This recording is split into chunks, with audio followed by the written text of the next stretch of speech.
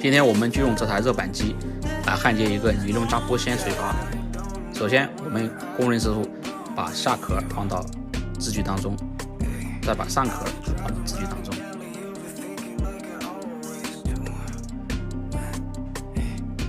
这个时候按下夹紧按钮，使其在焊接过程当中防止它脱落。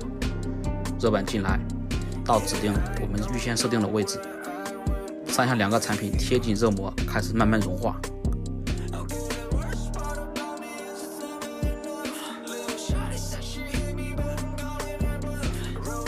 到达我们预定设定的时间后，热膜退回，上下支具开始合模。